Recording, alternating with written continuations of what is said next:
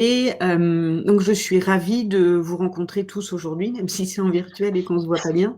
Nous sommes 4 de la RATP à vous proposer cette intervention autour de qu'est-ce qu'être un ingénieur pour une meilleure qualité de vie. Donc, j'aurai le plaisir d'être accompagnée par Étienne, Nicolas et Séverine pendant ces 3 quarts d'heure qu'on va passer ensemble pour vous présenter en quoi la RATP contribue à cette meilleure qualité de vie. Donc, c'est une nouvelle raison d'être qui vient qui vient de sortir. Donc notre objectif, c'est de nous engager chaque jour pour une meilleure qualité de vie et au système d'information et télécommunication. Nous allons vous expliquer comment on y contribue et on fera un zoom plus particulier sur la notion de métro automatique. Alors, rapidement, donc je suis Valérie Limousin, je suis responsable communication du département. Moi, je suis ingénieure de formation et donc j'ai passé un diplôme d'ingénieur dans une école qui s'appelle l'ESIEA et à l'époque, j'ai fait ma voie d'études sur les réseaux neuronaux et donc voilà, j'ai passé 17 ans après chez un opérateur télécom et j'ai intégré la RATP il y a maintenant 5 ans pour d'abord m'occuper de processus, puis de la communication du département de l'IT. Voilà, en rapide. Pour ceux qui le souhaitent, n'hésitez pas à poser des questions sur le chat, enfin sur la partie questions. On y répondra bien évidemment sur la fin de la présentation. Alors la RATP en quelques chiffres, parce que très souvent, et c'est le cas moi quand je suis arrivée à la RATP, quand on pense à la RATP, on pense au métro, on pense au bus, mais on ne pense pas forcément à tout ce que ça peut vouloir dire derrière. Et notamment en termes d'ingénierie où on a des systèmes très complexes sur lesquels nous travaillons et c'est ce qu'on va essayer de vous expliquer aujourd'hui. Alors, le groupe RATP, qu'est-ce que c'est? Déjà, c'est 15 pays, donc c'est loin d'être juste le métro parisien. On est présent dans 15 pays du globe. Et plus ça va, et plus on est en train de se déployer dans d'autres pays. On transporte 16 millions de voyageurs dans le monde. On dispose de 8 modes de transport. Alors effectivement, on pense au métro, on pense au bus, on a le tramway. On a aussi tous les tours, les sightseeing qu'on peut voir, que ce soit à Londres ou à Paris. On dispose de navettes autonomes. On a aussi du partage de transport et du câble avec les funiculaires. Donc ça, c'est l'ensemble, on va dire, des modes de transport que l'on peut utiliser.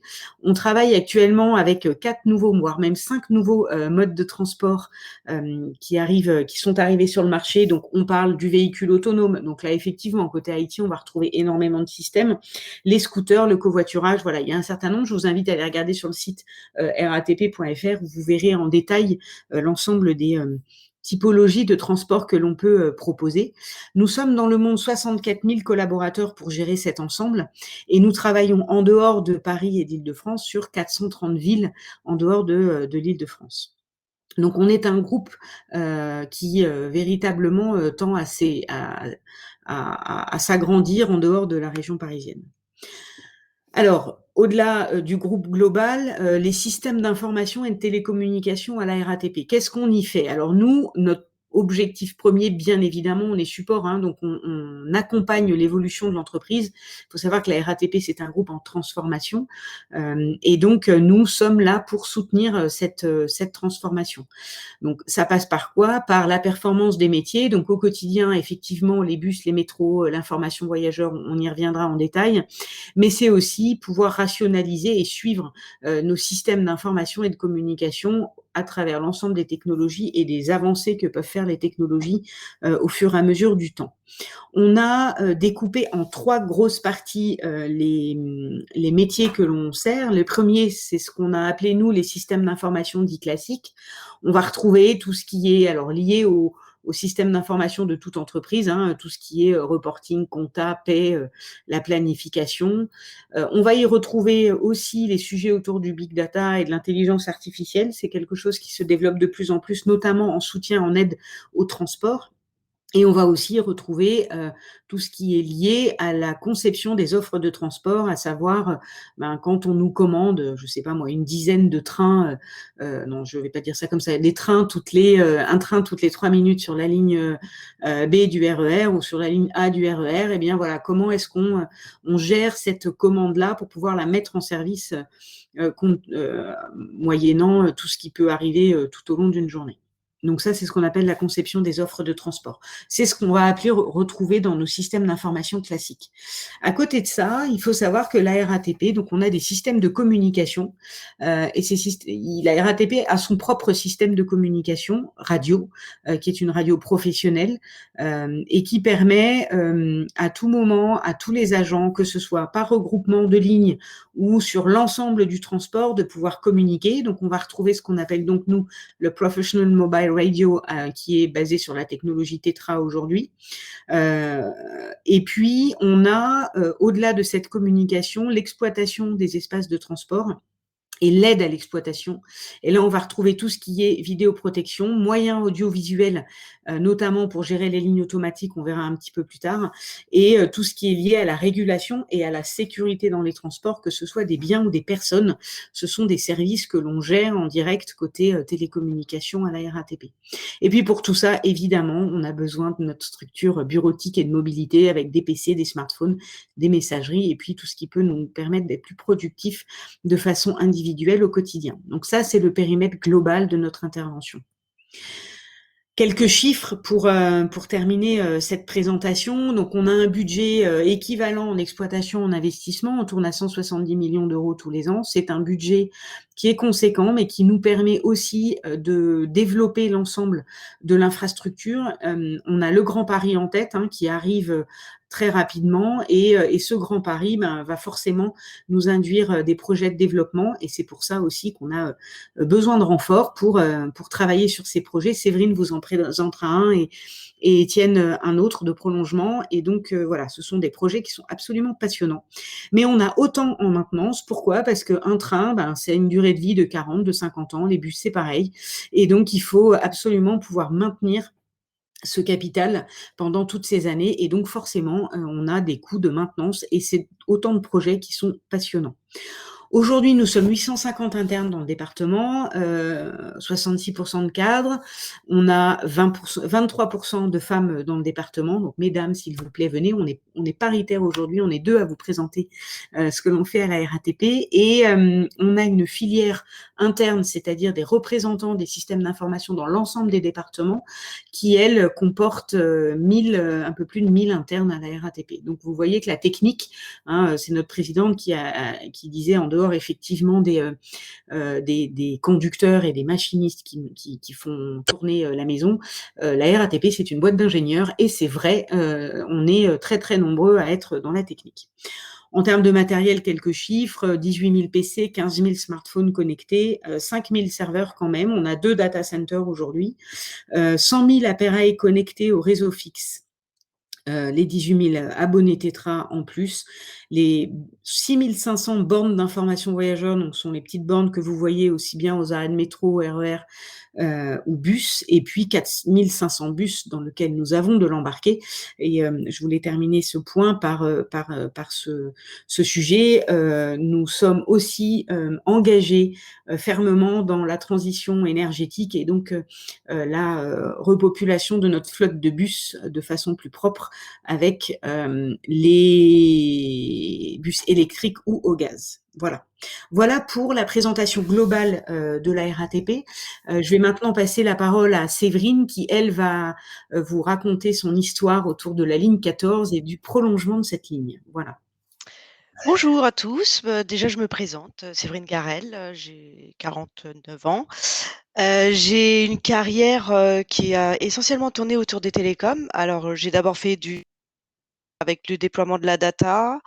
J'ai également fait du déploiement mobile chez les opérateurs télécoms 3G en 3G et en 4G.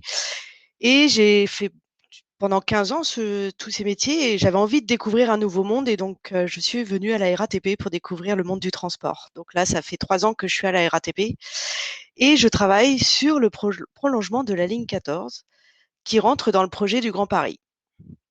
Qu'est-ce que le prolongement de la ligne 14 ?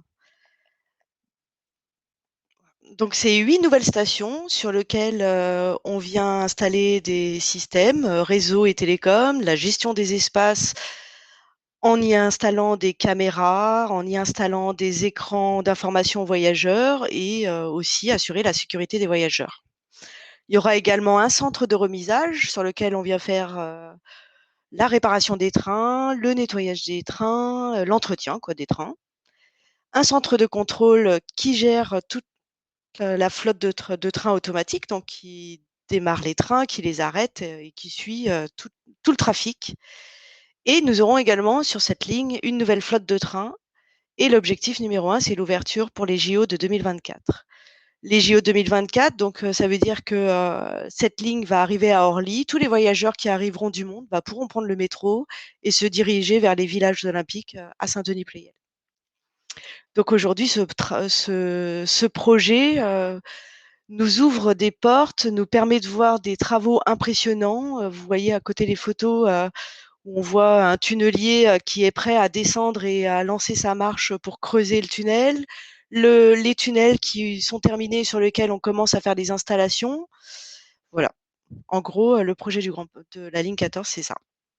Et quel est mon périmètre d'activité? Donc, mon périmètre d'activité, je suis responsable de la maîtrise d'œuvre dans les systèmes d'information et télécom. Et donc, je dois assurer toute la cohérence au sein de SIT et répondre aux besoins d'autres maîtres d'œuvre tels que les façades de quai. Aujourd'hui, on va avoir un nouveau système de façade de quai, donc ils nous demandent des services tels que poser nos caméras, tels que les connecter au réseau. Voilà. Et au quotidien, c'est la coordination au sein des cités de toutes les maîtrises d'œuvre que nous pouvons avoir. Donc, lorsqu'on a un nouveau besoin, c'est réaliser les études détaillées avec nos architectes, garantir la disponibilité du matériel avec les différentes maîtrises d'œuvre spécifiques. C'est coordonner le déploiement quand on est en phase de travaux. C'est garantir que tout ça sera bien intégré et que l'on puisse ensuite faire une bonne mise en service et tout remettre à la maintenance et nous dire que nous avons terminé notre projet parce qu'on a terminé, on a tout fait. Et tout ça dans un respect de coût, qualité et fonction et le délai. Donc aujourd'hui, ce projet, donc dans le Grand Paris, est d'un budget de 75 millions d'euros. Donc c'est un gros budget par rapport à ce que vous a présenté Valérie tout à l'heure. Mais on a l'objectif numéro un, c'est les JO et on y sera.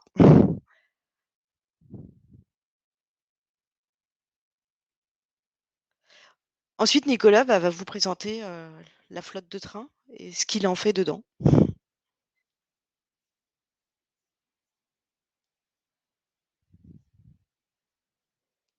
Ton micro est coupé, Nicolas. Ah, ça y est, ça s'est réactivé. Bonjour à toutes et à tous. Je suis Nicolas Engan. Donc, merci beaucoup, Séverine, de cette introduction. Et sur un projet aussi important que le MP14, qui est un métro flambant neuf. Donc, moi, je suis Nicolas Engan. Donc, je suis ingénieur architecte, en fait, au système embarqué, au département SIT. Voilà, j'ai travaillé pendant 10 ans précédemment chez Safran. Et puis 3 ans, là, j'ai rejoint il y a 3 ans, en fait, la RATP pour travailler de manière transverse en fait sur les différents programmes de matériel roulant, donc le métro MP14 présenté par Séverine, mais aussi en fait qui est un métro pneu. Les nouveaux programmes métro fer qui vont équiper les 8 prochaines lignes, le nouveau RER B et également le prolongement de la ligne T1 sur le tramway. Voilà, donc bon, je vous invite en fait pendant cette petite session en fait de découvrir en fait différents types de services qui sont les plus importants en fait de notre équipe embarquée, qui sont l'information voyageur, la vidéo embarquée et la communication seul bord. Donc ces 3 domaines en fait ont des défis techniques très importants que font face notre ingénierie. Et ben, je vous propose d'embarquer dans le MP14, donc à l'intérieur. Normalement, là, ça doit être le slide suivant. Et donc voici en fait l'intérieur du métro MP14, donc flambant neuf, lumineux, etc. Et à l'intérieur de ce véhicule, en fait, on a différents types d'équipements. Donc tout de suite à gauche, vous voyez en fait, à gauche, information voyageur, donc avec des écrans larges, lumineux. Et puis de manière un peu plus discrète, en fait, vous voyez au centre, mais aussi tout réparti dans tout le véhicule, en fait, des caméras destinées à la vidéoprotection. Et surtout, ce qu'on appelle en fait les coffres et les voussoirs, et ben, on se embarquer en fait un ensemble en fait d'équipements, dont celui destiné à la communication seul-bord. Donc une partie visible, une partie invisible. Et en fait, en embarqué, les challenges sont souvent en fait l'intégration électrique et mécanique, où en fait, il faut avoir l'encombrement le plus réduit possible pour pouvoir offrir le maximum d'espace pour les voyageurs. Vous voyez, ça se voit quasiment pas. Voilà. Et comment sont reliés en fait tous ces équipements? Ils sont reliés sur un réseau donc tout le long du train, pas un réseau informatique en fait haut débit. Donc pour la partie information voyageur, vous allez avoir des thématiques assez classiques, calculateur, des écrans, des plans de lignes dynamiques, on voit pas très bien, un système de sonorisation. Côté vidéo, forcément, vous allez découvrir en fait des caméras et des enregistreurs. Et communication seul bord, en fait, ça regroupe en fait l'ensemble en fait des modems en fait de différentes technologies radio qu'on va aborder tout à l'heure et qu'Étienne va rentrer un peu plus en détail. Concrètement, en fait, ce réseau haut débit informatique va relier différents types de calculateurs qui vont communiquer ensemble sur un système vraiment haut débit. Voilà. Donc, on peut passer à la slide suivante. Et effectivement, en fait, ce que vous pouvez voir en fait sur la droite, c'est que la connectivité est un élément majeur. C'est la clé de voûte du système en fait de matériel roulant. Donc, jour et nuit, des kilomètres de câbles sont tirés tout le long des tunnels. Donc, pour pouvoir équiper en fait, en gros, les technologies radio, qui est un réseau privé, comme l'a mentionné en fait Valérie en introduction, lié à la PMR. Donc, nous on utilise la technologie Tetra. Et puis derrière, en fait, aussi des réseaux haut débit que va aborder Étienne tout à l'heure, en fait, qui sont le Wi-Fi, qui permettent de véhiculer en fait la vidéo, mais aussi information voyageurs et toutes les informations liées à l'exploitation, mais aussi à la maintenance. Ne les oublions pas. L'information voyageur, c'est primordial à la RATP, c'est l'une des priorités du groupe. Forcément, en fait, les équipements qu'on va retrouver dans le cadre du MP14, les écrans stretch, des écrans de très haute définition, permettront d'intégrer en fait des temps de parcours, une cartographie, des pictogrammes, des icônes, plein d'animations de manière dynamique pour apporter en fait le maximum d'informations aux voyageurs. Un système de sonorisation avancé qui permettra en fait d'envoyer de la sonorisation automatique, mais aussi en fait dans différentes langues, et aussi en fait tout ce qui est en fait les voix pour le conducteur, mais aussi en fait avec le sol. Et effectivement, la partie communication sur le bord est essentielle pour apporter des fonctionnalités qui sont chères en fait à nos voyageurs, ce qui est l'information voyageur temps réel. Donc tout ce qui est événement de perturbation en temps réel, mais également aussi des événements, un concert à Bercy par exemple, on peut citer ça en exemple. Et puis n'oublions pas aussi tout ce qui est personnes à mobilité réduite, le train en est équipé, effectivement aussi pour tout ce qui est déficient visuel et auditif. Voilà. Voilà, on ne peut pas terminer cette présentation en fait et cette revue rapide. En fait, on va aborder en fait la vidéoprotection et la sécurité qui est impérative au sein du groupe, qui n'est jamais un acquis. Sécurité des biens et des personnes, donc réalisée par un ensemble de caméras de vidéoprotection intérieure qui filment en temps réel tout le long du train, à la fois temps réel mais aussi en différé, donc elle est équipée d'enregistreurs. Et la communication seul bord haut débit le permet de visualiser plusieurs caméras en simultané. Et effectivement, pour le confort en fait de nos équipes de sécurité et d'exploitation, en fait, les systèmes sont équipés des toutes dernières technologies, donc à la fois en analyse d'image, embarquée et au sol, à base d'intelligence artificielle entre autres. Voilà. Donc c'est un rapide aperçu de tout ce qu'on fait dans nos activités équipements embarqués, un très rapide aperçu, et je vous propose donc de prolonger cette aventure avec Étienne, qui va vous proposer en fait en gros une application de CMP14, non plus sur la ligne 14, mais actuellement sur le projet de ligne 11. Voilà, c'est à toi Étienne. Merci beaucoup Nico pour l'introduction. Donc je me présente, Étienne Marguerat, je suis à la RATP depuis presque 2 ans maintenant, après avoir commencé ma carrière dans l'armement chez MBDA et avoir fait 6 ans d'algorithme embarqué dans les missiles. Et donc désormais, je suis maître d'œuvre sur le système de transmission de données sol embarqué qu'a brièvement présenté Nico et que je vais décrire en de plus amples détails ensuite. Donc le système de transmission de données sol embarqué, comme l'a dit Nico, sert à faire transiter les informations voyageurs, donc tout ce qu'a présenté Nico, et les vidéos qui sont filmées au sein des navettes pour les remonter sur les serveurs au sol et que les services de sécurité de la RATP puissent y accéder.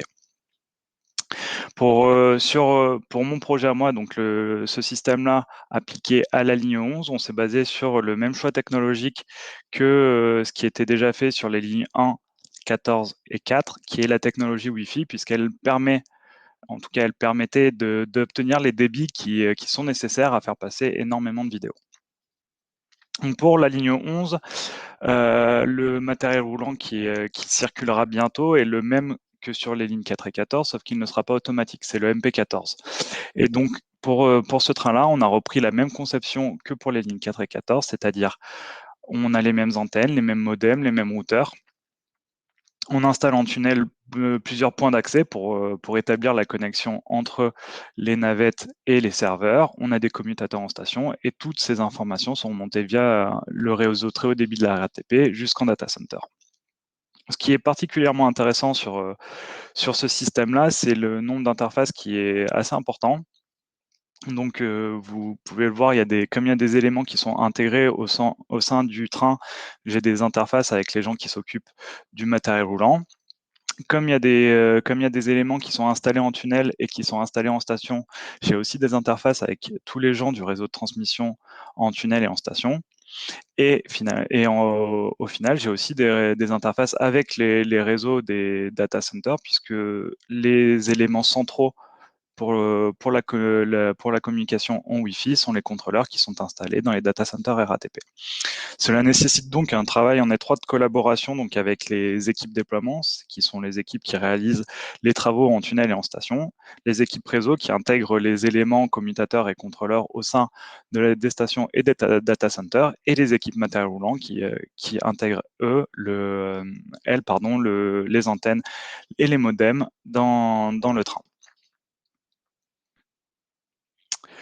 Mon activité sur le projet en tant que maître d'œuvre, c'est de piloter une entreprise, en l'occurrence Nokia, qui a remporté un appel d'offres lancé sur le marché public dans la réalisation de ce système. Je m'assure notamment que l'industriel respecte le planning qu'on lui a fixé, le budget qu'on lui alloue et surtout le niveau de qualité qu'on attend d'un tel système. D'un point de vue planning, la principale difficulté, c'est d'arriver à faire correspondre le planning de l'industriel au planning de l'opération. Donc le planning de l'opération pour le prolongement de la ligne 11, il y a 2 plannings. Un planning avec tout ce qui est génie civil, qui va être les 6 stations supplémentaires, et le planning de tout ce qui est train, qui va être la mise en service des nouveaux trains MP14 sur la ligne 11. Donc il faut sur mon poste, ce qui est important de faire, c'est de s'assurer que le planning que me propose Nokia dans la réalisation du système s'insère bien dans les plannings de l'opération. Le budget qu'on a alloué à Nokia pour la réalisation de ce projet est un budget de 5,5 millions. Donc là, pareil, il faut que je m'assure qu'il n'y ait pas de surcoût, qu'il n'y ait pas de surprise et que l'industriel respecte bien ce budget-là. Et enfin, ce que je disais précédemment, c'est que j'ai énormément d'interfaces au sein de la RATP. Donc, j'ai en interface principale un responsable de maîtrise d'œuvre dans le département SIT, qui a un poste équivalent à celui de Séverine, mais côté ligne 11. Donc, cette personne-là me met en relation avec les différents maîtres d'œuvre, que ce soit les maîtres d'œuvre réseau, les maîtres d'œuvre du déploiement. Maître d'œuvre du déploiement avec lequel je travaille en étroite collaboration, puisqu'en gros, dans la conception du système, Nokia définit les positions des antennes en tunnel et c'est sous responsabilité du maître d'œuvre déploiement que sont installées, en fonction des phases projet, les antennes et les switches dans le tunnel et dans les stations. Les services de maintenance, parce que comme tout système qui sont réalisés par d'autres entreprises, le système est repris en maintenance par les équipes RATP une fois qu'il entre en exploitation. Et enfin, des postes équivalents à celui de Nicolas, puisqu'il faut que le système s'intègre au sein du matériel roulant et donc qu'il faut résoudre tous les problèmes techniques qu'il pourrait y avoir lorsqu'on interface de systèmes dans un grand système complexe. J'ai profité aussi de cette occasion pour montrer des petits aspects sympathiques de mon métier. Donc là, j'ai mis 3 photos de la recette du déploiement du TDS Sol sur le premier site qu'on a équipé sur la ligne 11. pour lequel j'ai accompagné le maître d'œuvre déploiement et la maintenance. Donc sur la photo de gauche, on voit les services de maintenance RATP qui vérifient la baie fournie par l'industriel, qu'il faut que cette baie-là elle respecte un nombre d'exigences assez grand que nous spécifions et que nous annexons au marché public. La photo du bas, elle représente pareil, elle montre les mainteneurs qui observent le coffret point d'accès, donc le coffret qu'on installe en tunnel et qui permet de faire en fait la modulation, démodulation du signal pour le transmettre ensuite en fibre jusqu'au switch de station. Et ensuite, en bas à droite, j'ai pris de dessous les antennes Wi-Fi qu'on installe en voûte dans les tunnels. Et je finirai par un rapide mot sur l'opération de prolongement de la ligne 11. Donc le prolongement de la ligne 11 s'effectue en 2 temps. Un premier temps qui est ferme et qu'on réalise actuellement, qui contient 6 stations et un atelier, et un deuxième temps à l'étude pour lequel la ligne 11 sera prolongée jusqu'à Noisy-Champs. Pour l'instant, elle est prolongée jusqu'à Rogny-Bois-Perrier, où on installe un atelier de maintenance des trains. Donc c'est la photo en bas à gauche, où on voit l'atelier qui est en train d'être finalisé. Ce qui a été très sympa, c'est qu'on nous a invité toute la maîtrise d'œuvre SIT à venir visiter le tunnelier qui est actuellement à l'œuvre entre 2 stations du prolongement, le tunnelier Sofia, et c'est la photo que je vous ai mis en bas de la slide. Donc ce prolongement est censé ouvrir pareil, ces mêmes objectifs que le prolongement de ligne 14, il est censé ouvrir en 2024.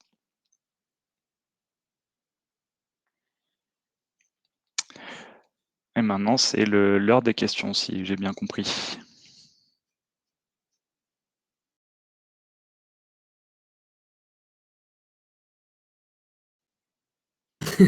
Étienne. Du coup, alors n'hésitez pas si vous avez des questions par rapport à ce qui a été présenté à nous les poser. J'ai vu une question autour des profils bivalents énergie et informatique. Alors je sais pas si les personnes peuvent prendre le micro ou pas, j'en sais rien. Qu'est-ce que vous appelez le profil énergie? Informatique, oui, c'est sûr. En tout cas, n'hésitez pas à laisser vos CV et vos énergies renouvelables. Oui, évidemment, on prend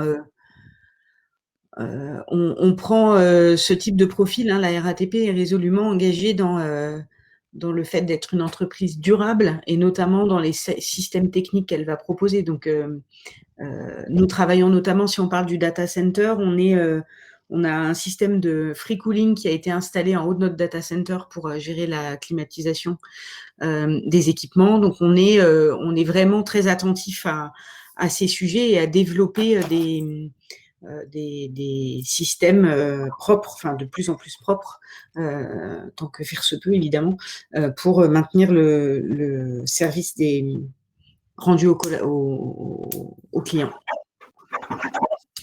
Alors, ingénieur CAO.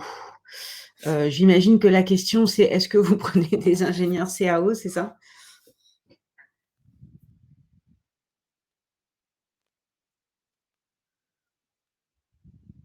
Alors, où se trouve votre data center? On en a 2. On a 2 data centers. Un à Béliard et un à Bagneux. Voilà, un à Béliard et un à Bagneux. Celui de Bagneux est le plus récent et celui qui bénéficie du free cooling. On le fait visiter très souvent aux nouveaux arrivants. Alors ça, c'est vrai que depuis un an, on n'a pas fait beaucoup de visites avec cette Covid, mais ouais. Dans le Gers, ben non, malheureusement, on n'a pas encore nos data centers dans le Gers.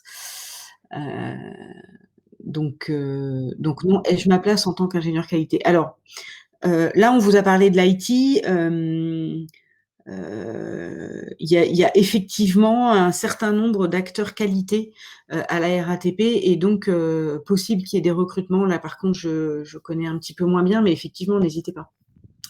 Alors, quels sont les profils informatiques recherchés? Aujourd'hui, on cherche à peu près tout type de profil en informatique. On a parlé de data science.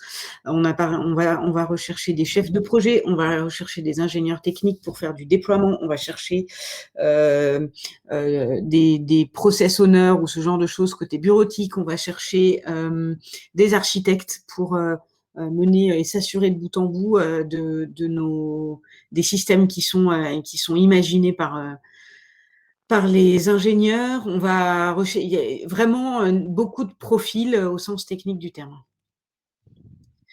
Alors, ingénieur de conception mécanique. Alors là, peut-être un petit peu moins.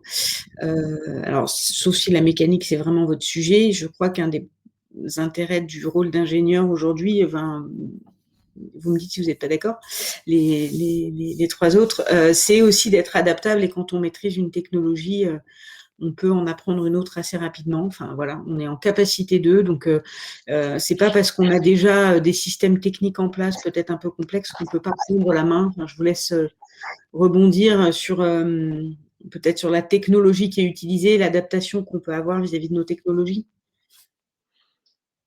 Étienne, Nicolas. Oui, on prend différents types de profils, hein, Valérie, hein. Différents types d'ingénierie. De toute façon, en fait, côté RATP, au niveau ingénierie, il faut être multicompétent. Et donc, c'est la complémentarité entre les différentes ingénieries qui permet en fait de résoudre les différents problèmes. Donc, effectivement, conception mécanique, ingénieur logiciel des différents domaines, c'est des savoir-faire après qu'on agrège en fait pour répondre aux différents appels d'offres et aussi accompagner les différentes maîtrises d'avant. Je rejoins totalement le propos de Nico. On a la chance d'avoir des métiers multidisciplinaires du fait qu'on est en interface avec un nombre de systèmes assez grand et un nombre de corps de métier encore plus. Donc chacun trouve sa place et c'est assez chouette. Il y a une question par rapport à Bagneux. Alors, on a un data center à Bagneux, mais très peu de gens travaillent à Bagneux, en fait. On a effectivement une petite équipe qui maintient le site et on s'y déplace régulièrement quand on a besoin de faire des mises en prod ou des contrôles. Le département de l'informatique, nous, on se situe à Noisy-le-Grand. Donc, on n'est pas du tout à Bagneux. On est à Noisy-le-Grand. Donc, du coup, la sélection de profils pour Bagneux... voilà, on n'est pas du tout à Bagneux, on est à Noisy-le-Grand, dans le 93. Voilà. Et on est amené, enfin, on se déplace pas mal, hein, c'était en substance les photos que vous ont présentées, que ce soit Séverine, Nicolas ou Étienne, on se déplace très souvent sur le terrain. Alors, à vous sur l'innovation, je vous laisse parler, parce que je parle trop. Oui, on encourage beaucoup l'innovation en fait à la RATP. Ça touche différents types de domaines, en tout cas pour la partie embarquée. Ça touche tout ce qui est des mathématiques qu'on a déjà abordées, mais également d'autres idées. Parce qu'effectivement, en fait, il y a des besoins en fait qui sont exprimés par nos différents clients. Que différents clients, ça peut être des équipes de métiers chez nous, exploitants, maintenance, sûreté. Aussi IDFM, qui est notre principal client. Il faut réfléchir sur les nouveaux services qu'on peut proposer. Et également, en fait, des idées qui peuvent émerger en fait au sein de chaque métier. Pour avoir des idées d'amélioration continue, mais également en fait de nouvelles idées qui peuvent apporter le quotidien. Donc voilà, ça fait aussi une grande partie même du budget, je crois, de notre entreprise pour faire ça. Donc moi, je sais pas quelles sont vos idées particulières, mais effectivement, si vous avez une bonne idée, n'hésitez pas à nous rejoindre et à la soumettre. Ce sera un plaisir en fait de trouver des solutions. Si on veut faire un exemple très concret, au moment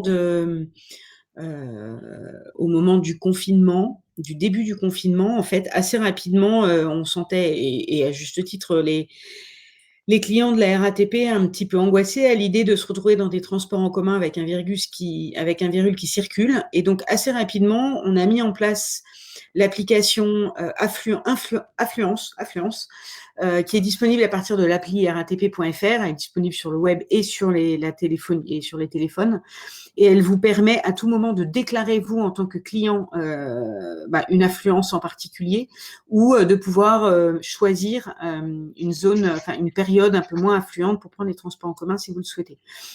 Et donc, c'est ce genre d'appli, on essaie d'être réactif par rapport aux besoins et de s'adapter de plus en plus à la vision client. La RATP s'est résolument tournée vers le user experience. Hein. On a vraiment pris un virage très important sur ce sujet. Avant, on parlait d'usagers, voilà, c'était un autre monde. Maintenant, on est de plus en plus orienté client et voilà. Et moi, c'est aussi ce qui m'a plu quand je suis arrivée à la RATP il y a 5 ans. Donc voilà. Alors après, où est-ce qu'on postule? Alors, je connais pas bien. Voilà, Marie-Hélène répond, c'est super. Merci Marie-Hélène. Donc, l'ensemble des offres sont disponibles sur ratp.fr/nous rejoindre. Marie-Hélène qui a monté la session avec nous et donc elle est aux ressources humaines chez nous. Et donc, vous pouvez voir toutes les offres et postuler sur le site de la RATP. Il n'y a pas de souci, vous y verrez tout. Est-ce que j'ai loupé d'autres choses? Une idée qui va changer le monde? Oui, alors, je ne sais pas si vous avez vu, on va sortir le premier... Qui en parle? J'ose. Le premier taxi volant. Le premier taxi volant sans conducteur, quand même. C'est ça. Et donc, les premiers tests, il y aura une démonstration, normalement, qui doit se faire pendant les JO.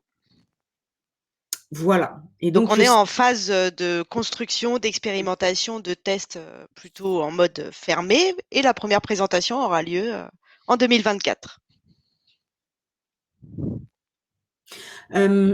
Pour alimenter un peu, on va commencer peut-être par toi, Séverine. C'est quoi le truc qui te motive le plus à la RATP aujourd'hui?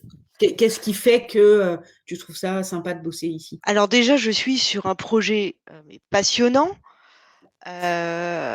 Prolonger 8 stations, donc c'est quand même presque un tiers de la ligne 14 existante à ce jour, à savoir qu'il y a déjà eu 4 stations qui ont été rajoutées. Et comme ça fait que 3 ans que je suis là, je découvre le monde du transport et j'en découvre tous les jours. Et ce que j'apprécie énormément à la RATP, c'est ce partage d'informations. On travaille vraiment tous en équipe, qu'on soit dans le même service à ICT ou en externe. La RATP, franchement, j'ai jamais vu une telle... On est vraiment un monde ensemble, on vit ensemble et au quotidien, quoi.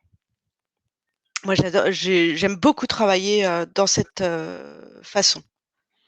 Nicolas, toi, ton retour depuis que tu es arrivé chez nous? Alors, moi, arriver à la RATP, comme je disais à beaucoup de mes collègues, c'est une véritable chance et aussi une certaine responsabilité d'accompagner en fait des millions de voyageurs, à la fois franciliens mais aussi internationaux. Pas oublier que la RATP, c'est une vitrine en fait de notre pays. Donc c'est pour ça que derrière, en fait, on se doit de se donner le meilleur en fait au quotidien. Et la ligne 14 est la première ligne automatique aussi, et c'est celle Oui, que tout le monde entier vient visiter aussi à chaque fois. Donc on est fiers de travailler dessus et de se dire, on y contribue. Exactement. Et c'est pour ça que derrière, en fait, c'est un plaisir au quotidien partagé avec tous nos collègues pour justement en fait améliorer le quotidien de millions, mais aussi notre propre conciliation d'utilisateurs, nos générations en fait actuelles et les générations futures. Donc ça, faut pas l'oublier.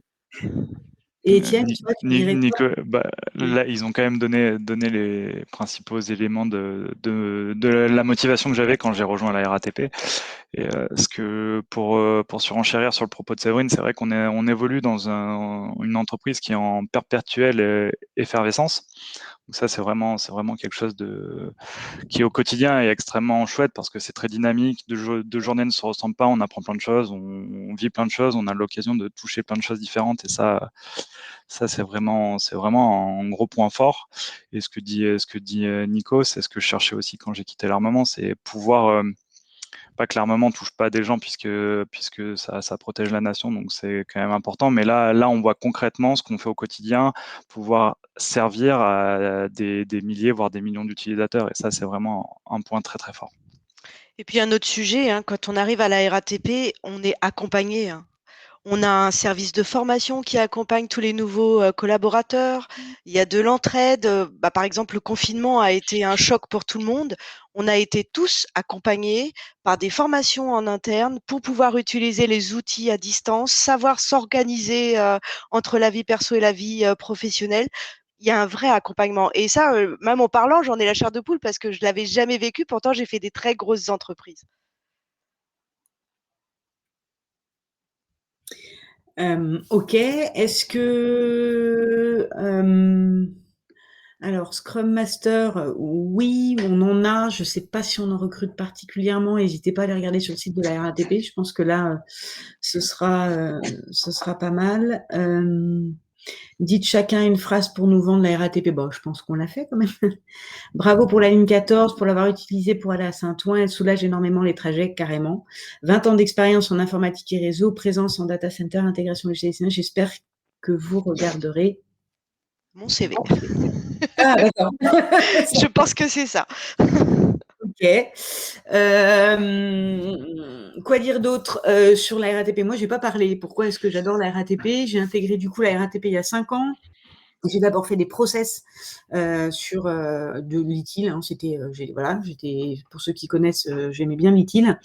Et pourquoi c'est une entreprise formidable, c'est qu'un jour on m'a dit tiens, il y a un poste qui se libère là, ça tirait quand même vachement bien de faire ça parce qu'on a vu que pour faire des process et pour faire de l'ITIL, tu mettais en place de la com et on pense que ça serait intéressant que tu puisses mettre en place la communication du département. Donc c'est aussi une ouverture à différents métiers, à oser faire d'autres choses et essayer d'autres choses.